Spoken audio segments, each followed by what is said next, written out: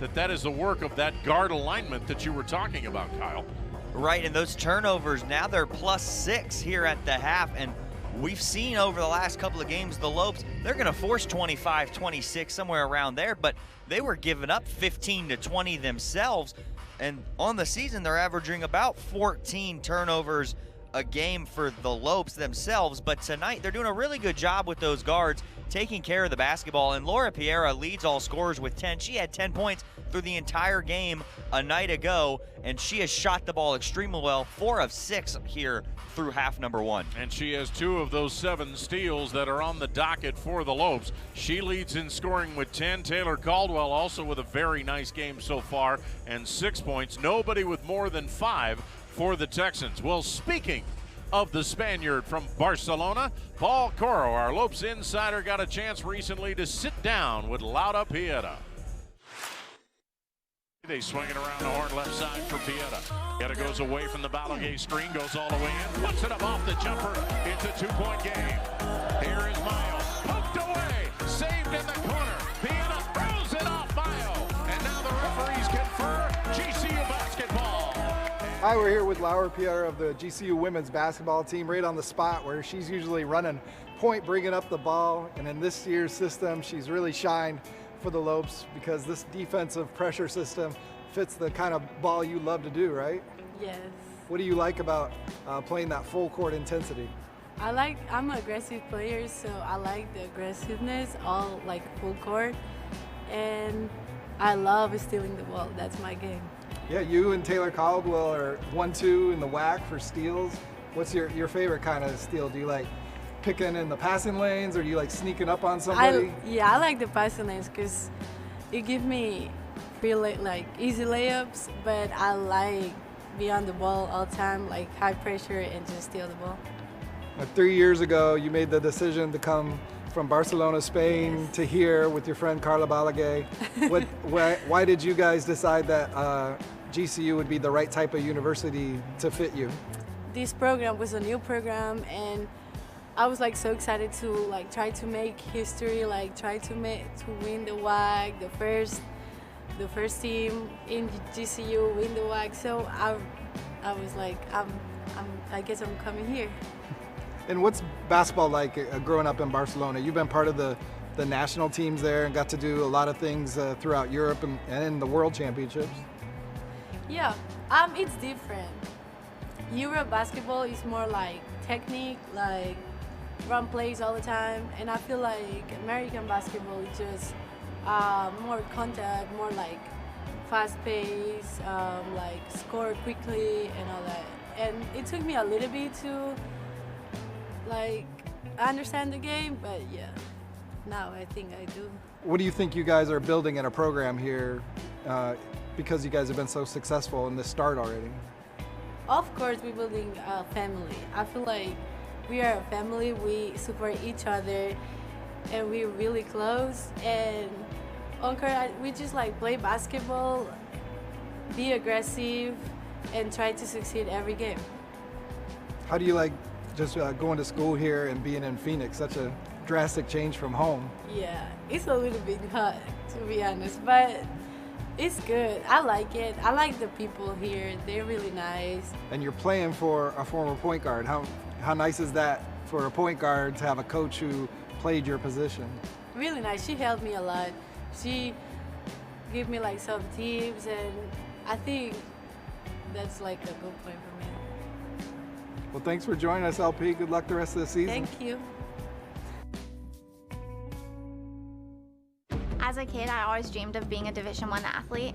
GCU supported that dream, and they also allowed me to get an education. So when I came to GCU, I was able to transfer enough credits in to fast track my education.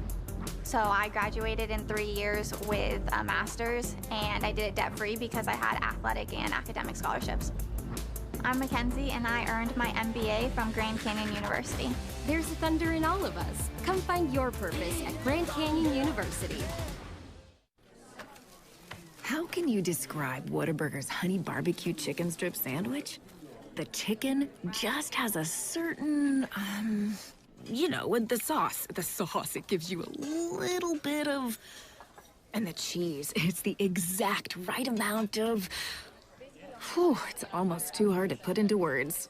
Good thing there's... Yeah. Good thing there's the honey barbecue chicken strip sandwich at Whataburger. Joel Embiid is unhappy. Like, really unhappy. Because the internet keeps using not-so-amazing GIFs to react to his amazing highlights. Mountain Dew presents the Joel Embiid Deserves Better Reactions GIF Collection.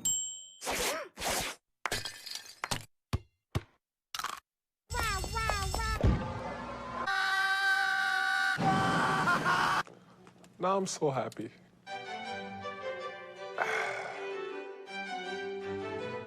While you explore our country, let Community Tire Pros be part of your journey.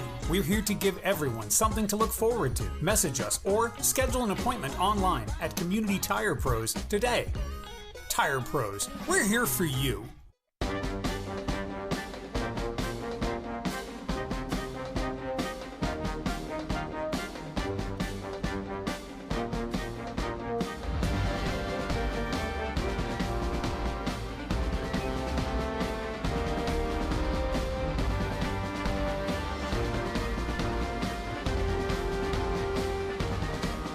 Find your purpose at Grand Canyon University. Private, Christian, affordable. Visit gcu.edu. When you have the urge to play outside, Tire Pros wants to get you there, offering convenience, selection, and our national roadside assistant. Message us or schedule an appointment online at Community Tire Pros today. Tire Pros, we're here for you. Always great to have Lopes insider Paul Coro talking to our women's basketball players and profiling Lauda Pieta, who again, with 10 points and 2 steals, leads the stats at halftime. And those stats brought to you by Copper State Credit Union, founded on the principle of people helping people. So this is game 3 of a 5-game homestand, so it's time to take a look at the upcoming schedule, which is brought to you by Commonwealth Insurance, the way insurance should be, and as it has been all year long, Kyle. That schedule we were confident of this time yesterday changes again. Well, yeah, those 2 women's basketball games on a Saturday and Sunday now instead of Friday, Saturday. We talked about that a little bit earlier. UTRGV will be in town 2 o'clock Saturday, 11 a.m. on Sunday. Kick off your Super Bowl parties with GCU women's basketball. And then on Thursday night at 7 o'clock in the GCU Soccer Stadium, women's soccer will host Pac-12 opponent, the University of Arizona. That should be a fun one. Women's soccer kicking off under new head coach Chris Sissel. And then what's not on there, men's soccer will be back Saturday against Utah Valley. I believe that's Saturday evening as well. 7 p.m. 7 p.m. kickoff. So soccer's back. Baseball's a couple of weeks away. Softball's a couple of weeks away. Men's volleyball returns next week. Everything is back finally. Isn't there going to be a couple of familiar voices on that call for soccer? I will be on the call for soccer on Thursday, and Jack O'Hara, who was on the call with you last night, will be on the call for men's soccer on Saturday night. So no excuse for you not to tune in. Again, 7 p.m. this Thursday, 7 p.m. Saturday with soccer, women's and then men's, and then again, women's basketball. The changes 2 p.m. on Saturday, and again, as we mentioned, that'll be on Fox 10 Extra. Barry Butel, Scott Williams, Kate Longworth will bring it to you starting at 1:30 on Saturday, and then we'll be back here on Sunday morning at 10:55 on GCU TV for Game 2. We've got half number 2 coming up on the other side of this break. It's the Lopes by 11 over Tarleton on GCU TV. When life seems uncertain, there's one credit union that provides both dollars and cents. Copper State Credit Union. With solutions that focus on our members, you can take advantage of competitive rates, free cashback checking, and local attentive service. Uplifting our community is a standard we live by. That's why thousands of your Arizona neighbors rely on us. Strengthening Arizona families through financial empowerment. That's Copper State Credit Union. How can you describe Whataburger's honey barbecue chicken strip sandwich? The chicken just has a certain, you know, with the sauce. The sauce, it gives you a little bit of... And the cheese, it's the exact right amount of... Whew, it's almost too hard to put into words. Good thing there's... Yeah. Good thing there's the honey barbecue chicken strip sandwich at Whataburger.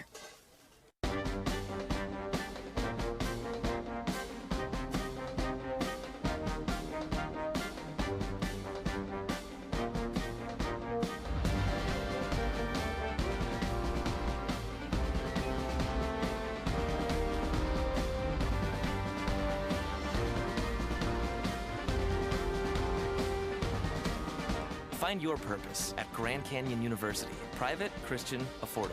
Visit gcu.edu. When life seems uncertain, there's one credit union that provides both dollars and cents. Copper State Credit Union.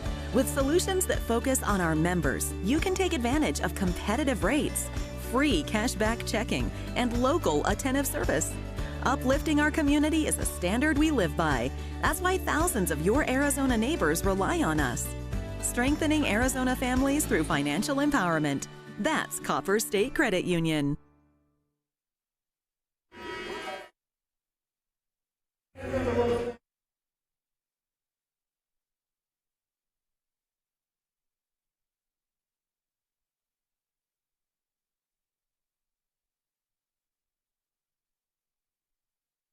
The Texans from finally picking up that first WAC win in their history.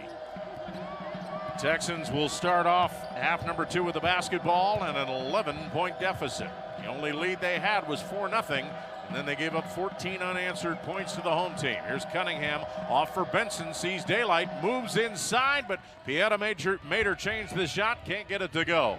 Now the Lopes coming down right to left across your GCU TV screen. Perfect pass into Scott, but the shot is contested by Guillory. Rebound scramble goes out of bounds. It'll stay GCU basketball, and that's pretty much been the antidote by the Texans all weekend or all day long and all night long yesterday, trying to prevent Katie Scott. That one is a beautiful block by Cunningham, and Pieta got it to Brown, and as Brown had it, went up with it, it was blocked, and she landed with the ball on the out-of-bounds line. So Cunningham forces the turnover, and the Texans with the basketball as both teams come up empty on their initial offensive forays of the second half. Bad pass, but Dorsey able to beat Caldwell to the spot. Now she's double-teamed, dribbles around it, dribbles through 3 different players, gives it out for Camden Forey. Inside Benson, moving on Scott, puts it up with the left hand and somehow gets it to go. Scott held her ground, but Benson a little bit too strong. 9-point Lopes lead.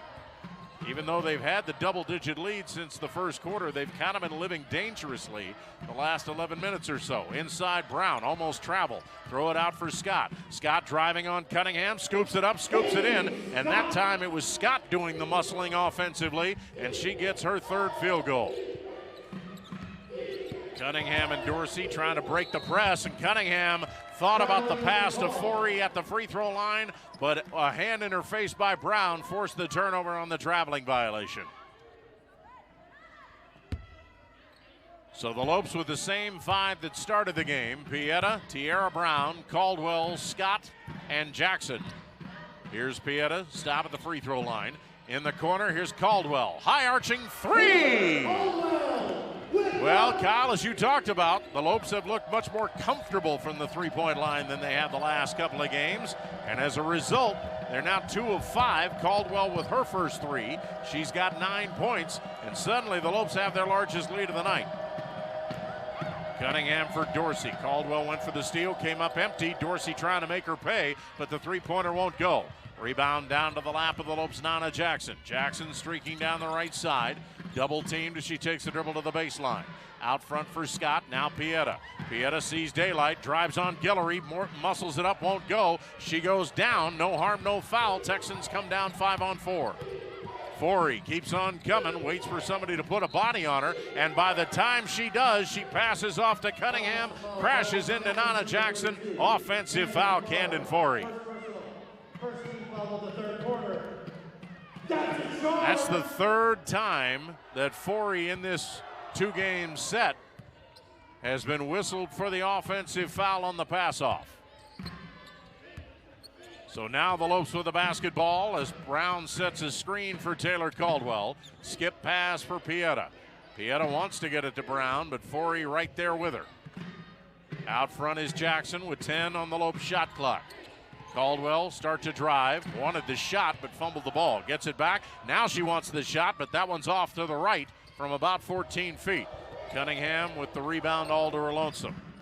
Texans cannot be content to trade hoops, and now another turnover as Brown gets hooked by Cunningham, still completes the steal. Spin inside, has it knocked away, but a reach-in foul that time will be called on Guillory as she got a hand but also held part of the jersey.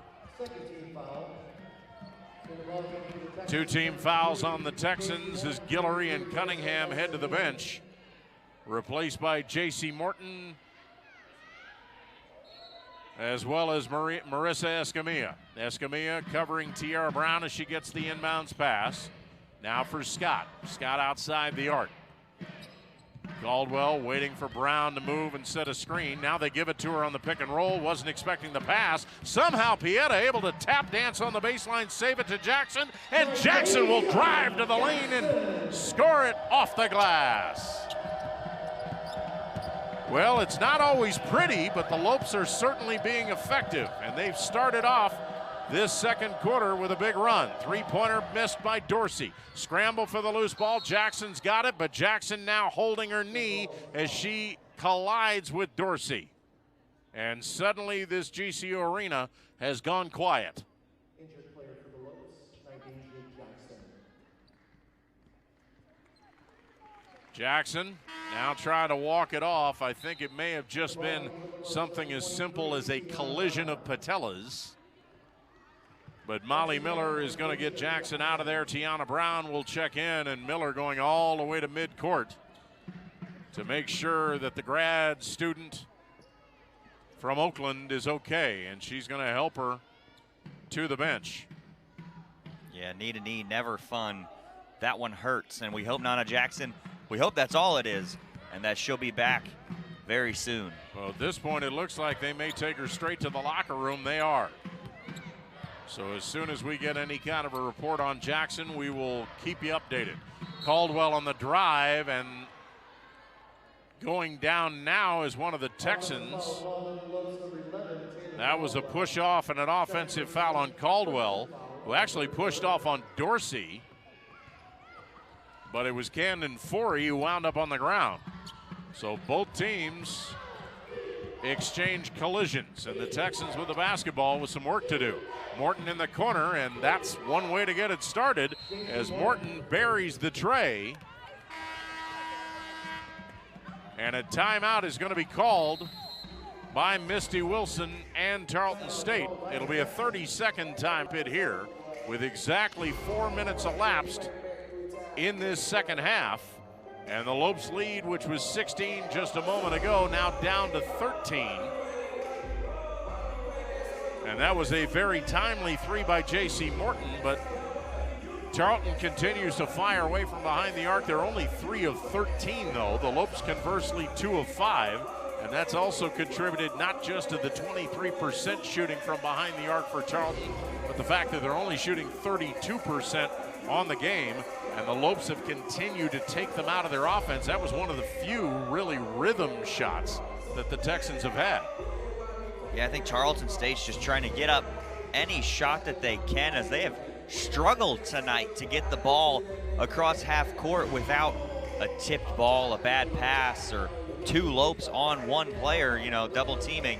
So this press has been super effective for the Lopes this evening, and Tarleton State, its shooting is reflecting of the good defense that the Lopes have had, and the Lopes, a decent job of one shot and done. Now hold the lead in the rebound category at 22-21, but have only allowed 5 offensive rebounds for the Texans. Well, and again, you only turn the ball over 6 times and force 14 miscues. You're going to see a lot of good things happen. And so even though the Lopes were dead on offensively in the first quarter, but have kind of been meandering through ever since, they're still able to not only maintain this double-digit lead, but extend it.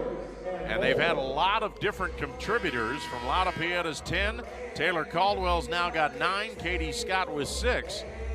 Molly Miller has used 9 players, 7 of them have scored.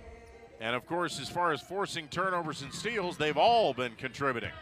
So now the Lopes with the basketball after the timeout and a 39-26 cushion. Taylor Caldwell, Tiana Brown, Tiara Brown, Katie Scott, Lauda Pieta. That's the 5 on the floor for first-year head coach Molly Miller. Brown to Brown. Tiana in the corner. Drives on Dorsey, kick for Scott. She'll fire a 3! Well, very quietly, Katie Scott has not been taking a lot of three-point shots from outside the arc the last 3 games, and I would imagine Molly Miller's trying to give her more of a green light because, unbeknownst to a lot of people, Katie Scott's their best three-point shooter. She shoots over 50%.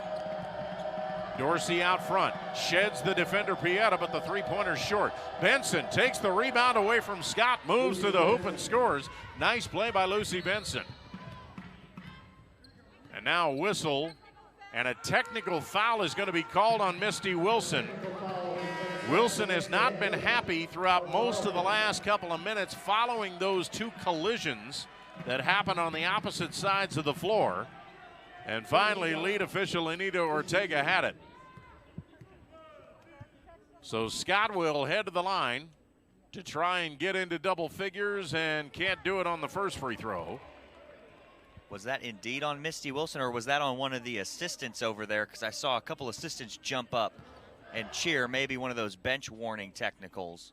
Couldn't quite tell who picked it up, but you're right, Misty Wilson has not been happy with the officials here tonight. She's been getting her money's worth, there's no question about that. So Scott makes one of the two. And the Lopes will have the basketball now with a 15-point edge. Lopes trying to go 11-3. Here's Brown on the drive, puts up the shot, didn't have the angle, but it almost went. Escamilla brings down the defensive rebound. Escamilla, Dorsey, Forey, Morton, and Lucy Benson. 5 on the floor for Misty Wilson. Benson getting more aggressive offensively, but that one rolls off. Rebound knocked out of Shorts' hands. Shorts comes up a little bit lame, and the Texans come up with the basketball. Now that pass knocked away. Shorts almost came up with the steal, and then as Pieta came in to help, she runs into Escamilla. Both go down. The foul's going to be on the Lopes point guard. That is personal foul number 2 on Lauda. So it has been rough and tumble here in the first 5 minutes plus of the third quarter. In fact, Pieta still dabbing at her ear as she takes her place defensively. Lob into Escamilla. Shorts makes her change the shot. Can't get it. Follows, won't go. And Shorts kind of walking it off. I think she collided a little bit with Escamilla in the air. That foul will indeed be on Shorts. And this time Escamilla heading to the stripe. Kennedy Shorts did a good job on the first one to stay vertical, but on the shorter Escamilla, when she got the offensive rebound and went up, Kennedy Shorts just did not quite stay vertical enough and came down, and that's what picked up the foul. Timeout on the floor, 4:34 left to go third quarter. Warm up the Whirlpools, trainers, because I think both teams are going to need it after this one. Third quarter score, GCU 43, Tarleton 28, right here on GCU TV. How can you describe Whataburger's honey barbecue chicken strip sandwich? The chicken just has a certain, you know, with the sauce. The sauce, it gives you a little bit of, and the cheese, it's the exact right amount of, whew, it's almost too hard to put into words. Good thing there's, yeah. Good thing there's the honey barbecue chicken strip sandwich at Whataburger.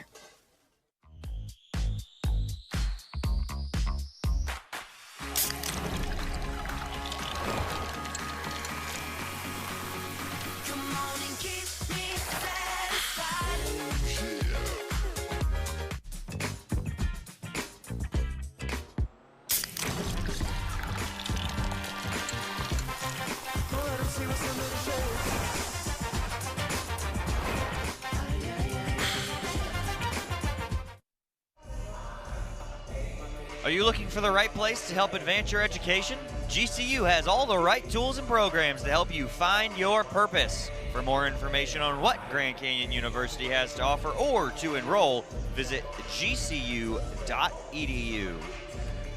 Well, so many choices. Kyle Borg and I were talking about it during the timeout. So many choices for the students on campus to be able to attend, even though it's limited seating, but you've got women's and men's soccer starting. You've got women's and men's volleyball starting, and of course women's and men's basketball in fine fettle and in full strength as they head into the final month of the regular season. And this weekend is going to be indicative of that. You've got home games for men's soccer, and women's basketball twice. And then you've got women's volleyball the top of next week. Escamilla to the line, first free throw's good. And after a 23-point outing a night ago, Escamilla has been held in check much more. She has just one field goal on the night for the Texans, and she's now 4 of 7 from the free throw line. She's got 7 points. But that's one of the reasons why her Texans only have 30 on the board. Pieta on the pick and roll, trying to get it to Shorts, intercepted by Abada. She comes down 2-on-2. Pieta cuts her off for J.C. Morton, hands off Escamilla. They would love to get Escamilla more involved in the offense along with Ayanna Dorsey. For now, it's Lucy Benson, but she misses the banker. Shorts with a rebound. Here's Caldwell, changing from right to left, keep the dribble going.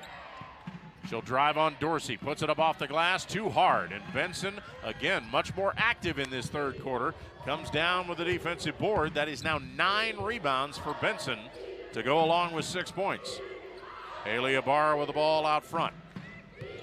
Now Morton. Morton drives, tried to hook pass inside. It goes through the legs of Escamilla, goes out of bounds, and it's last touched by the Texans back up forward. And Escamilla looking at her teammates saying, hey, we got to calm down. We get up in the air with nowhere to go.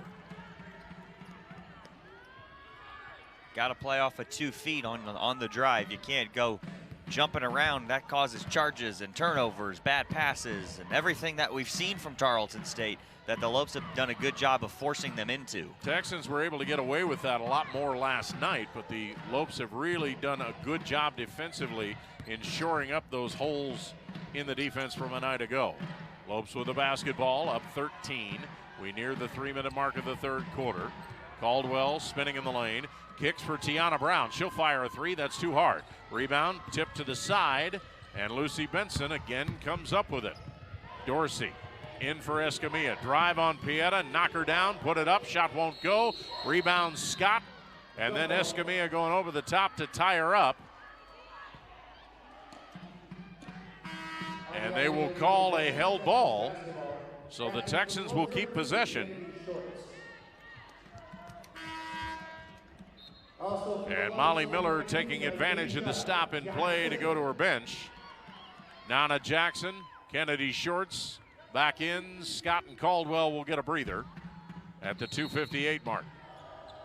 Texans have done a lot of chipping away, but have not been able to make much of a difference on the scoreboard. Ibata calling out a set play. She gives it to Escamilla. Tiara Brown now with a defensive assignment on her. Out for Dorsey, a long 3, got it. And same thing that we said in the first half, we don't want to see, Lopes do not want to see Dorsey get on track. That's her second 3 of the ball game, but she's only 2 of 7 from behind the arc. 1 in each of the last 2 quarters. Jackson, as Dorsey tried to draw the charge, gets knocked down, and to add insult to injury, that's personal foul number 3 on the Texans' leading scorer. And as good as the Lopes have played tonight, Tarleton State still finding a way to be within 10, and we talked about it with those keys, is hanging around. Tarleton State has done that so far. And that's personal foul number 4 on Ayanna Dorsey on the inbounds pass. And that will probably force Misty Wilson's hand with 2:26 left to go in the third. They just teed her up for that. Oh my. So Jackson to the line. Misses the first free throw, but Texans starting to show signs of unraveling emotionally. They've already had 1 technical on the bench. And now a technical foul on Dorsey. 15 foul. Putting the Texans over the team foul limit.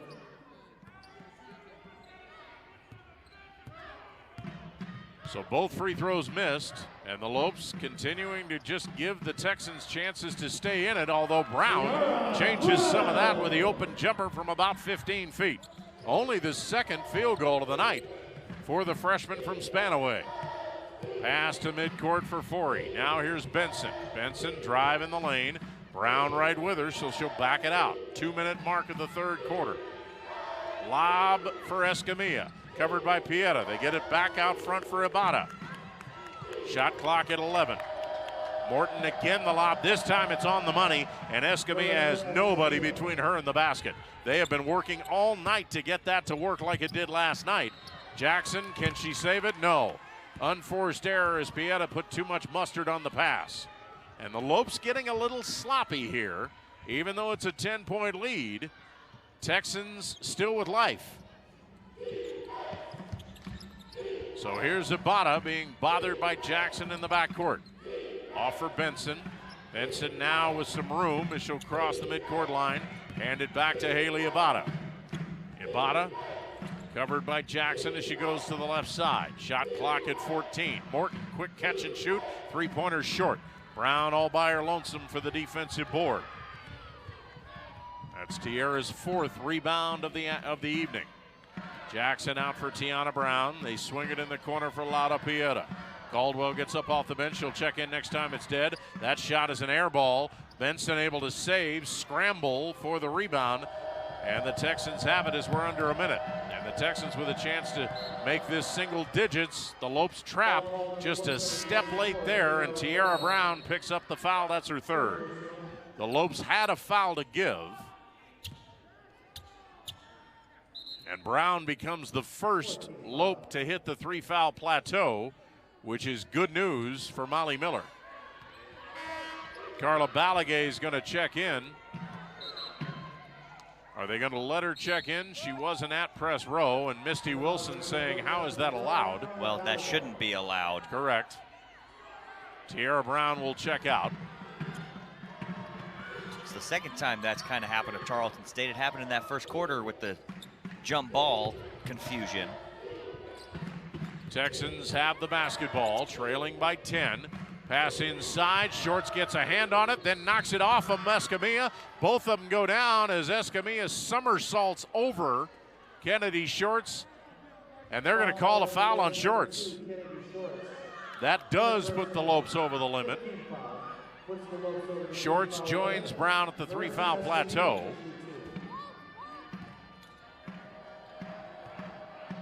And so Escamilla to the line to try and make this an 8-point game.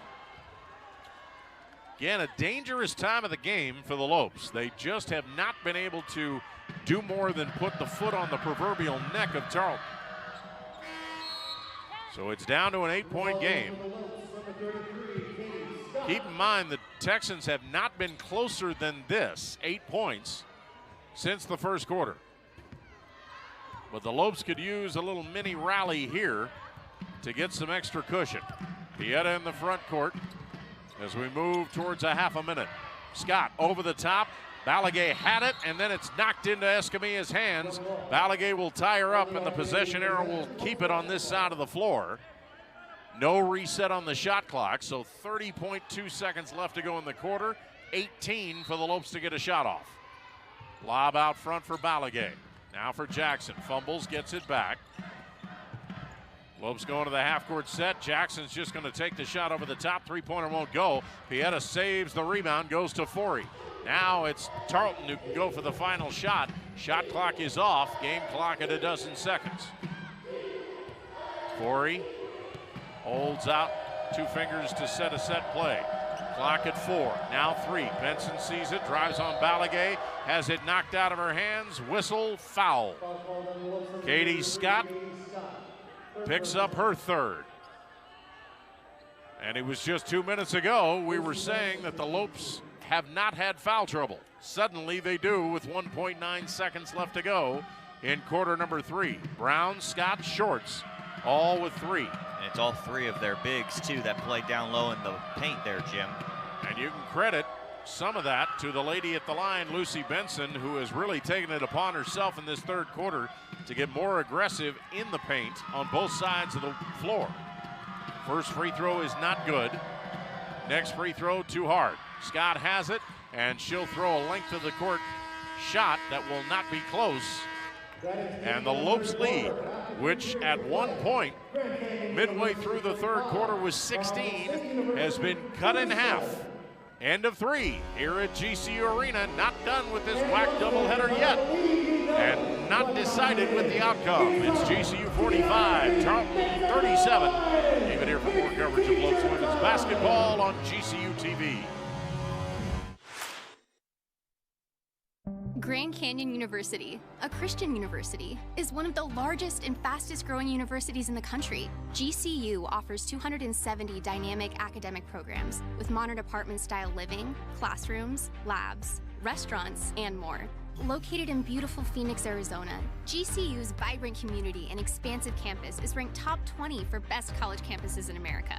My university integrates the free market system with a welcoming Christian worldview perspective into its academic programs and throughout campus life, so you can put your faith into action and help transform communities. GCU campus students received over $157 million in scholarships in 2020, and many students attend GCU for less than the cost of a state university. Visit gcu.edu/myoffer to see the scholarships you qualify for. Admissible high school seniors can schedule a free visit from anywhere in the country. Find your purpose at Grand Canyon University. Visit gcu.edu/myoffer. We made USAA insurance for members like Kate, a former Army medic made of the flexibility to handle whatever Monday has in store and tackle 4 things at once. So when her car got hit, she didn't worry. She simply filed a claim on her USAA app and said, "I've got this." USAA insurance is made the way Kate needs it. Easy. She can even pick her payment plan, so it's easy on her budget and her life. USAA. What you're made of, we're made for. As a kid, I always dreamed of being a Division I athlete. GCU supported that dream. Back to live action, 4th quarter underway. Texans with the basketball and hanging around. 45-37 is the Lopes lead. Lucy Benson drives on Brown, shot too hard off the glass. Good defense by Brown, and here comes Tiara the other way. Lopes with a lineup of Caldwell, Jackson, Tiara Brown, Katie Scott, and Lauda Pieta. Same 5 that started the game. Lopes would like to get off to a better start to this 4th quarter than they did the 3rd. Brown tries to drive through the double team, has her pocket picked by Ibarra. Here's a 3-on-1 break, and Ibarra has her pocket picked by Jackson. Scramble for the ball in the paint. It's Benson. She'll follow and score, and she'll head to the line after the foul. Again, the aggressiveness of Lucy Benson has been making a major difference in this second half. On her way to a double-double here. She's already got the 10 rebounds, sitting at 8 points, shooting just over 50% from the floor. She has been all over the place and has done a great job on Scott, Brown, and Shorts on the defensive side of the floor. And that is personal foul number 4 on Tiara Brown. Missed free throw, goes out of bounds, and Katie Scott thought she tapped it off Escamilla, but instead the Texans are going to have the ball, and it's a 2-possession game for the first time since early in the 1st quarter. And the Texans trying to chip away a little bit further. Here's Benson. She's been the woman of the hour. Give it to Forey. Baseline jumper, no. And Jackson has the rebound. Now the Lopes could really use a hoop here. They've got just 3 points in the last 6 minutes. Katie Scott with the ball out front. You know they would love to get the pride of Carl Junction involved in the offense here in the 4th quarter. Scott, start to drive, keeps coming. Scoops, no, but a whistle out front. And a foul called on Lucy Benson. The bad news for the Lopes is that's only personal foul number 1 on the lady from Kennedale, Texas. And the only senior in uniform for this team this year. Katie Scott to the line, first free throw is good. Alexa Hoy, I take that back. Caitlin Guillory and Lucy Benson, the 2 seniors. Alexa Hoy was with the team for the first 9 games, no longer on the squad. Scott, 1 free throw good, 1 free throw missed, but Caldwell sneaks in to get the offensive board. Out to Scott for 3! Welcome to the 4th quarter, Katie Scott. And there's an inbound steal by Scott. Right on cue. Off for Caldwell. Now to Jackson. Drive to the baseline, keeps coming, sneaks underneath, puts it up, puts it in. And in the span of 20 seconds, the Lopes have turned a 6-point game into a 12-point lead. Pieta went for the steal. That will trickle out of bounds. Another Texans turnover. Wow, what a quick turnaround. Misty Wilson is going to call a timeout, and you can imagine why. And Molly Miller is all the way at midcourt congratulating her team as somebody flipped a switch. Well, the start of this 4th quarter is looking like how they played the 1st quarter, Jim. The energy's there. They've hit a couple of big shots, And they're now 4 of 9 from deep, and that's coming off of just seeing the ball go through the basket a couple of times. And I think Tarleton State, they've made an adjustment after last night and said, hey, this team didn't hit a whole lot of threes against us. They're going to jack it up. But give the Lopes some credit. They've only shot 9 here through almost 4 quarters completed just about now. Not really, but 3 full quarters. And they've been open looks. They've been rhythm shots. In a lot of those instances last night, they were forcing shots many times when they were coming around screens, many times when they had Texan defenders running at them with a hand in their face. Just about all of the 9 shot attempts that they put up from behind the arc have been mostly open looks. And that's what we talked about before the game, Jim. We were talking about it off the air, was we'd like to see the Lopes cut back on those threes. You know, take it if you're open, make it a good look. Don't force it, let the game come to you. And that's what the Lopes have done here, shooting 44% from deep, 44% from the floor, 17 forced turnovers on the other side of the court for the Lopes. They've done a decent job all the way around. You know, Tarleton State, give them credit. They've hung around, but now the Lopes see with a little bit momentum, those 6 points in about 20 seconds. See if the Lopes can keep that momentum out of this timeout and try and close the door on this Texan squad. Yeah, we talked about in the final 2 minutes of the third quarter that it was a dangerous time of the game for the Lopes because you could just feel the Texans on the edge. Well, now you've got a dangerous time, but for the other team, because if the Lopes can put together a little mini rally and they've run off the last 6 points, they could very easily put this one out of reach. So it's a 12-point game. Lopes have led since the second minute of the ball game when they ran off a 14-0 run. And the Lopes using some clock here in the half-court set. Both Shorts and Scott on the interior. Now Scott will drive, scissor through the defenders, put it up and put it in. Line drive Scott by Katie Scott. Line drive shot by Katie Scott, and she suddenly got 16 points. And this is the first time since the turn of the new year that we have seen Katie Scott be the Katie Scott we saw in December. She would do the little things for the Lopes like rebound, play defense, but her offense just wasn't there at the start of WAC play. And all of a sudden up to 16 points, she's averaging 17. So this is the Katie Scott on both sides of the floor that Coach Miller has seen all season long and that the Lopes are going to need down the stretch here as we enter the month of February. Well, and maybe in some ways, Katie's kind of lulled the defense to sleep because New Mexico State literally beat her up for 2 games. Idaho State never stopped double or triple teaming her. Tarleton spent the first 3 quarters last night doing the same thing, but they have not done it as much tonight. And now Katie Scott starting to take advantage of it. Morton with Scott on the bench goes in but has the shot knocked away. Here come the Lopes the other way, and Tavia Rowell making her first appearance, replacing Scott in the lineup for GCU. Pieta with the ball out front. 2.5 minutes gone by. Drive across the paint and lose the basketball. Knocked away, goes into the hands of Forey. Forey comes down, gives it to Escamilla with Caldwell to beat. Puts up the shot, won't go. Scrambling in is Morton.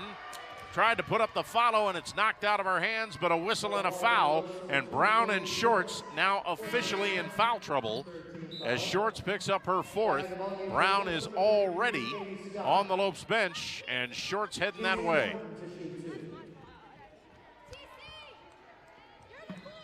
Well, you don't expect that Tarleton, especially when you've got Shorts, Brown, and Scott on the floor, you don't expect Tarleton to get a lot of offensive rebounds.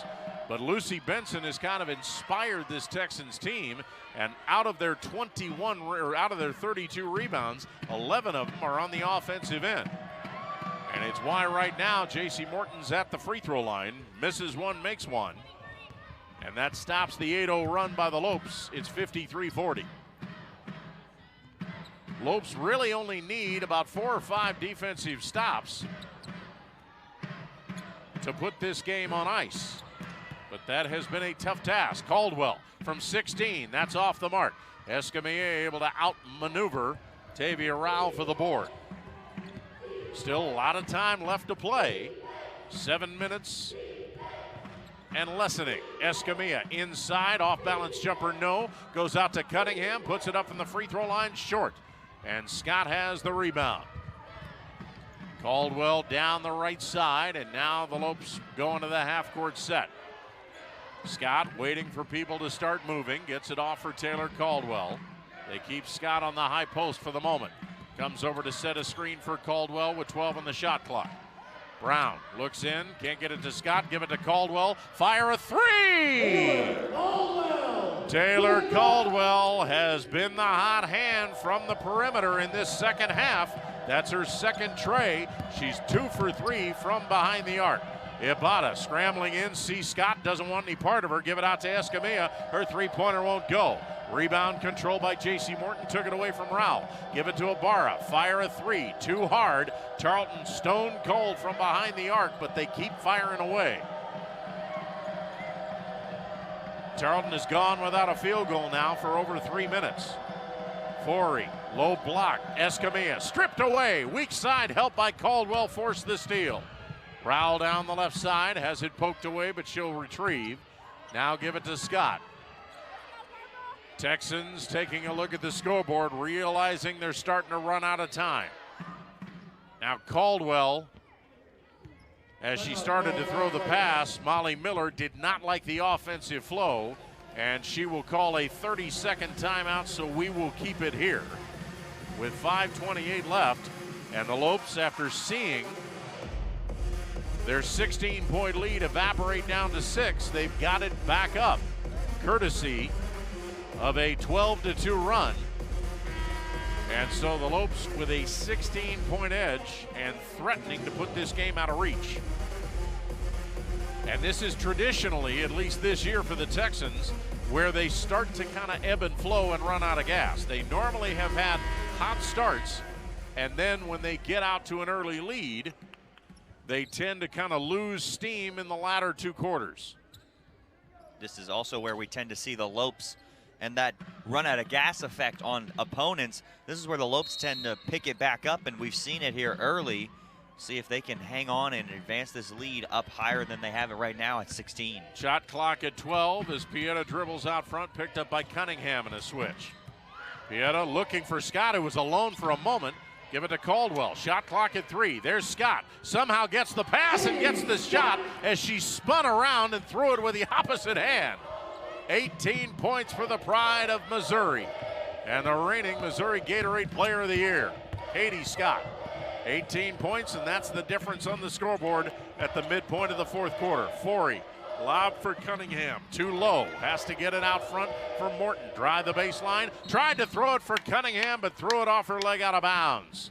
And again, we've been talking about all night, the Texans struggling to find an offensive flow. And when they don't have it, they tend to make desperation plays. Lopes with a chance to make it a 20-point bulge. Pieta waiting for Scott. Drive the baseline. Spins in the lane. Little hook shot, no. Benson able to get the rebound. And that's rebound number 11 for Lucy Benson. She's 2 points away from a double-double. Forey for Cunningham. Backs up, fires a 3, gets it.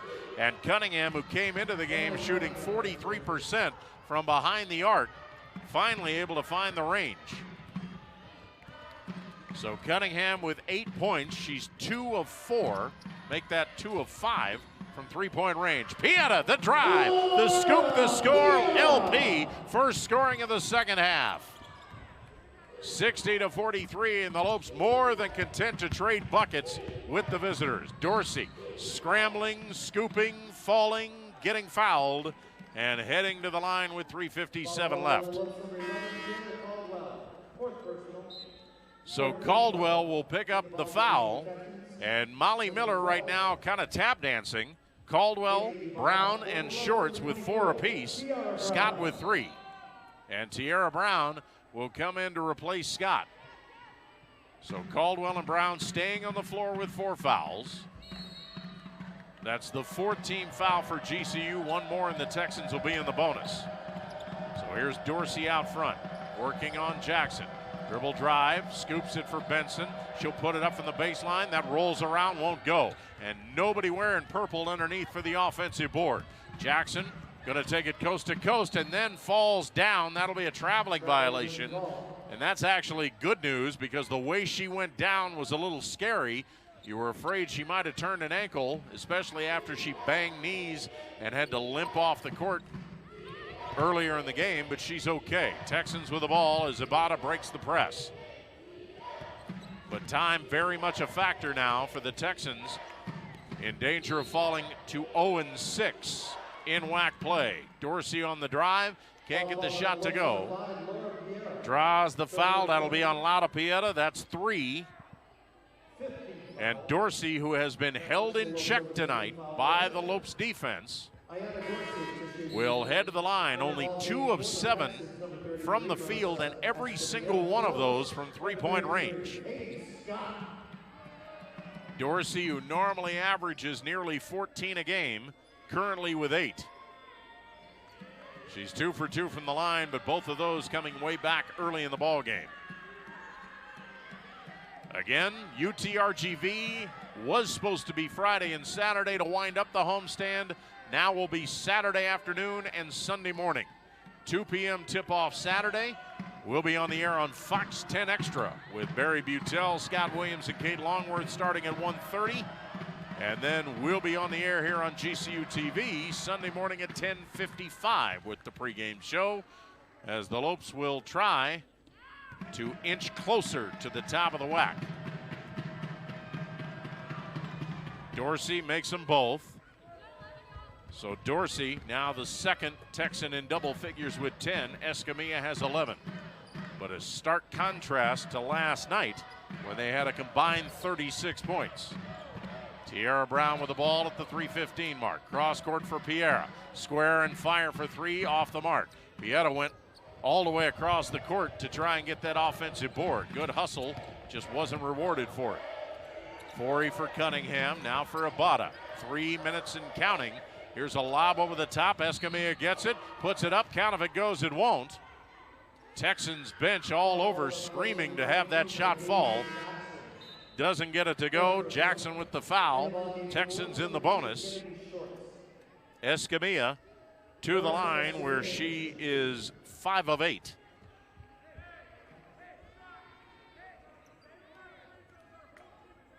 And at this point, even though the Lopes have plenty of players in foul trouble, I'm sure Molly Miller's not going to be upset by forcing them to earn it at the free throw line. And we've got some moisture underneath the basket. We've had a lot of bodies on the floor tonight on both sides of the ledger. And they have kept those wet mops working. Tarleton still only shooting 29% from the field. And it has not been much above that most of the night. Lopes, conversely, 46%. 25 of 55. Escamilla, with 2 huge free throws, makes the first. 2 minutes, 56 seconds remaining. Both free throws good. 13 points for Escamilla. And it looks like it may be the second straight night that Escamilla leads the Texans in scoring off the bench. And second straight night, it may be too little too late. 13-point Lopes edge. Brown turns around and casually buries the baseline jumper from about 12 feet. Going for the steal, Shorts knocks down Escamilla, whistle and a foul, and Kennedy Shorts' evening has come to an end. Well, Kennedy, who was the spark plug this time in the first quarter for the Lopes. She was the spark plug last night in the middle 2 quarters. Will foul out with 4 points. And with 2:38 left, both teams will make the long trip down to the Tarleton free throw line. And it'll be Camden Forey who will be at the line with Tiana Brown replacing Kennedy Shorts.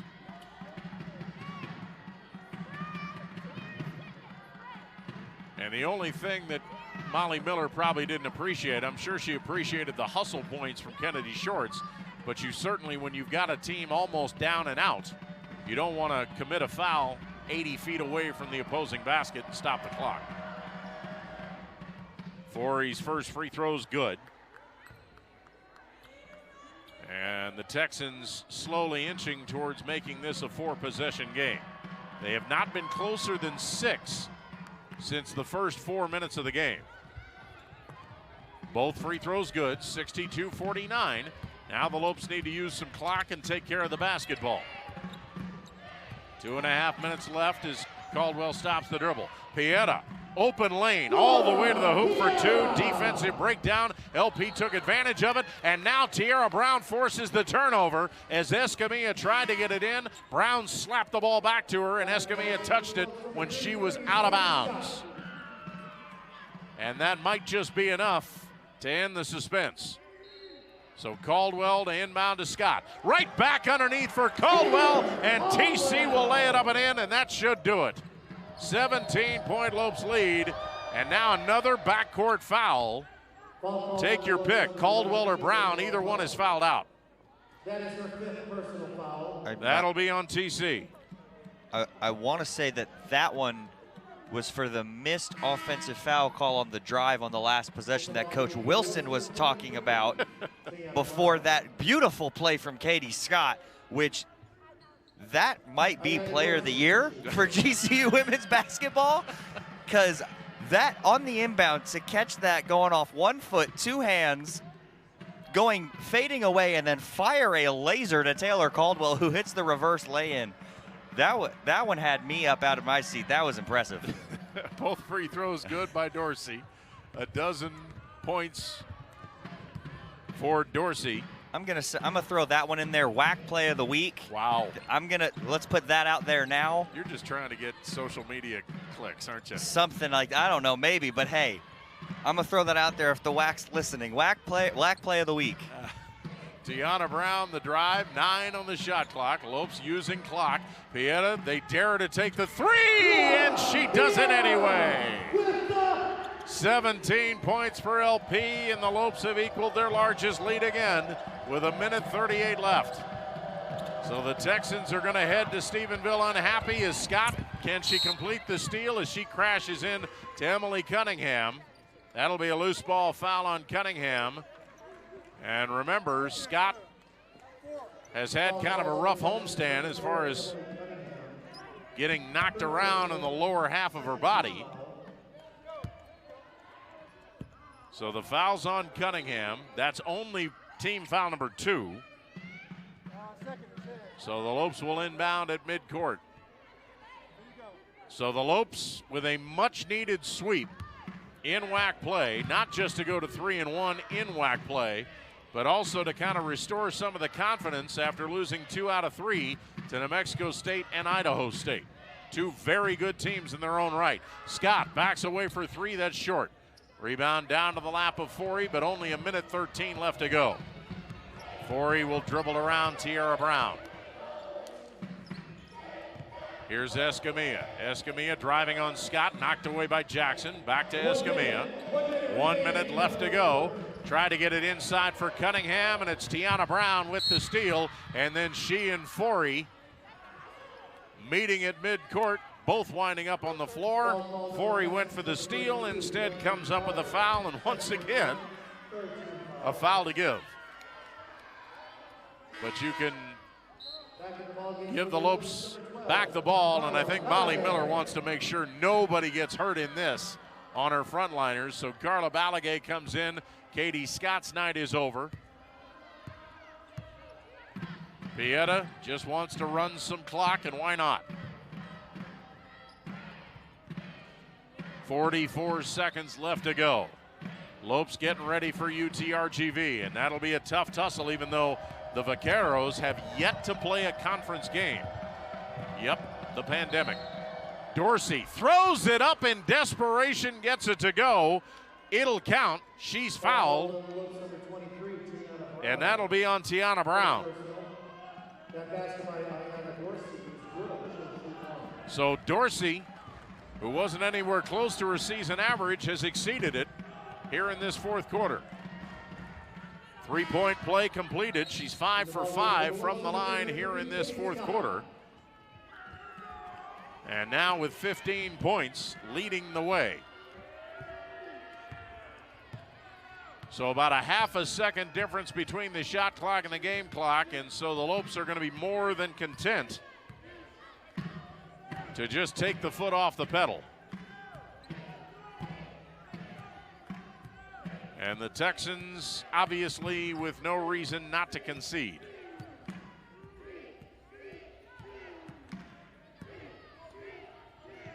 Three on the shot clock. Scott will put it up from 15, and that will give her 20 points for the Knights.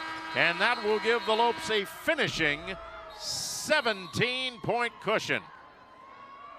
Well, the Lopes certainly had some bumps in the road in the middle quarters. They're going to make sure that's not a shot clock violation. Yeah, which at this point is much ado about nothing. And Tarleton State's leaving the floor. Yeah, so it's not really going to matter. But it's the difference of whether or not Katie Scott ups her season average a little bit more, and Anita Ortega's not going to let him head to the locker room yet. And I think they're going to say it was a violation. They're calling him back out onto the floor. Well, doesn't the clock stop after a made basket, too? Yes, it does. That could be the other thing they're checking. Yes, it does. Under a minute, clock's going to stop, so they're going to put... They're counting the bucket. What, maybe a tenth or so of a second back on? At most. Probably like 2/10, 3/10. Yeah, no more than 5. Yeah. No more than 5/10. And they, obviously, the referees, give them credit, they have to do their job. Or a full second now, maybe. Well, maybe. But at this point, it doesn't really matter how much is going to be on there. The Texans are going to inbound it, and they're going to go right back where they were heading a moment ago. But we know 17's not right. No. and I don't think the Texans want 17 seconds any more than the Lopes do. You know, I think they're going to put. I think maybe they're going to put 1.7. Maybe that's what it is. And you know, in situations like this, I get getting the clock right and everything, but I think on both sides it's almost. It's kind of the basketball equivalent of an extra point in overtime. It's let the game kind of be over if it's over, almost type of a thing. And 1.7, you're right. Yep, 1.7. And Forey just has it bounce off her knee. It will trickle to the sideline. The final seconds tick away. And the Lopes can celebrate with the limited amount of fans in the stands.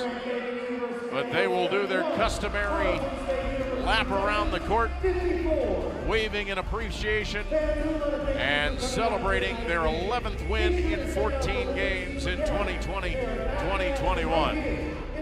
Final score here from GCU Arena in the second half of the WAC doubleheader as the Lopes pick up the sweep and now go 2-1 on the homestand. It's the GCU Lopes 71, the Tarleton Texans 54, and the Lopes winding up with 3 different players in double figures, and you definitely had a lot of different candidates for player of the game. But as we take a look at our Copper State Credit Union final stats, the Lopes continue to inch up in field goal percentage all game long and wind up just 1 tick short of 50 at 30 for 61. They got 9 more shot attempts than the Texans, who wind up at 16 out of 52. And they were much, as Kyle talked about throughout the second half, the Lopes much more judicious with their three-point shooting and wind up 6 of 13 from three-point range. That's the best percentage they've had, Kyle, in forever for a game. Yeah, and again, most of them open looks, and they were good shots in rhythm, and that's what you want. You attack outside or inside out with this Lopes team. Is what they do best is when they get that game going in the paint. Points in the paint for the Lopes. Last night they had 42. And then here tonight in the paint, they had 36 of their 71. But you look at that, 22 turnovers forced to just 12 for the Lopes. They scored 24 points off of those 22 forced turnovers, and that was another big thing for the Lopes, is to capitalize on those missed chances, something they didn't do against Idaho State, or even they did a good job, better job last night, 21 off of 26, but a really good job here tonight. And when you look at the two teams, when you're talking about back-to-backs now, you talk about the adjustments that one team is going to make against the other for the second night. You certainly knew that the Texans were going to try and make sure and limit the amount of drives that the Lopes were able to make, try and limit the opportunities that the Lopes were going to have on transition.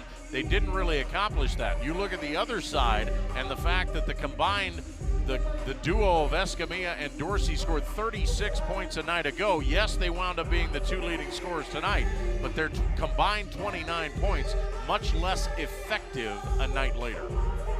Yeah, the Lopes did a really good job of limiting Escamilla, who had 26. Like you mentioned last night, Dorsey led the Texans in points with 15. The Lopes did a really good job limiting them. Dorsey, 3 of 8 from the floor. Escamilla, 3 of 14. Yeah. Both players hit 7 free throws, 7 of 10 for Escamilla, and then a perfect 7 of 7 for Dorsey.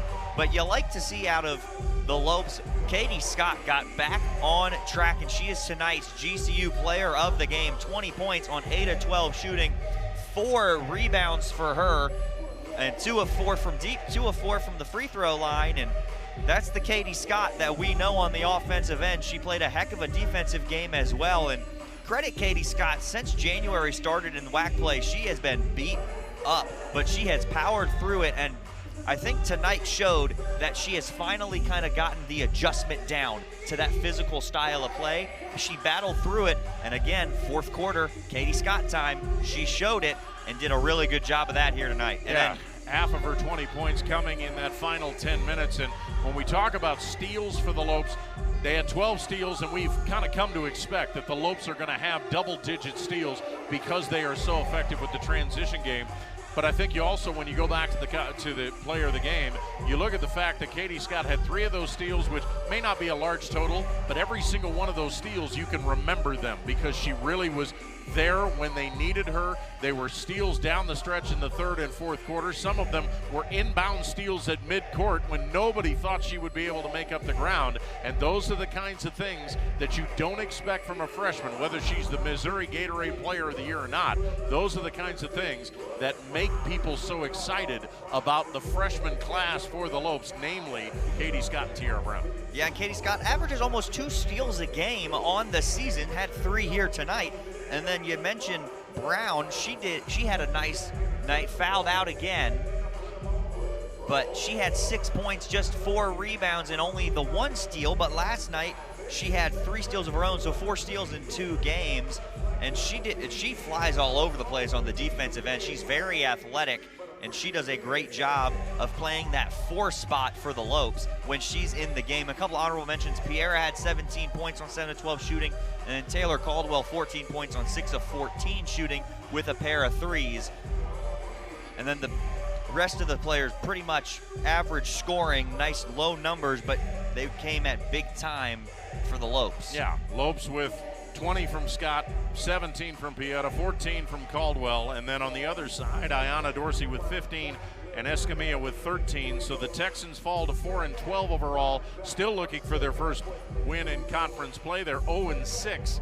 And now for the Lopes, who moved to 3-1 in WAC play, and now 11-3, they get ready for UTRGV, and so do we. And remember, new times, new days for that homestand closer this weekend. Instead of Friday and Saturday nights, it will be a Saturday 2 p.m. tip-off. You can catch that on Fox 10 Extra. Kate Longworth will have the pregame show on Fox 10 Extra starting at 1:30 this Saturday afternoon, and 2 p.m. tip-off with Barry Butel and Scott Williams. And then we will be back here on Sunday morning, 10:55 with the pregame show, 11 a.m. tip-off. Again, that is this weekend as the Lopes close out the homestand, and at this point we'll have 2 weeks off after that, but you never know with the way this schedule has gone as to just whether or not that will stick. So we know that the Lopes are at least back on a roll. They're 2-1 on this homestand, and they'll try and make it 3 consecutive wins as they take on UTRGV this weekend. Well, we want to thank our great crew,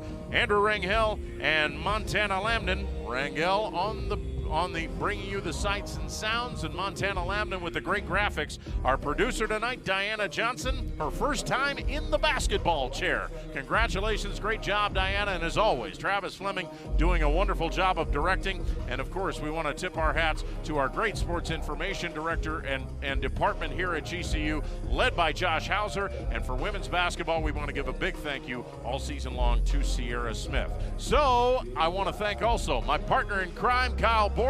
And until we talk to you this weekend from right here in GCU Arena, we want to remind you one last time that you can always follow Grand Canyon University on Twitter, Facebook, and Instagram. And don't forget to download the Lope Nation app so you can watch all the live streams from your mobile device or subscribe to our YouTube channel. That address, youtube.com/GCU. Once again, the final score. This is Jim Howe speaking to you on behalf of Kyle Borg from GCU Arena, and the final score again in the second half of the WAC doubleheader in a big one for the home team. The GCU Lopes 71 and the Tarleton Texans 54. Good night, everybody, and go Lopes.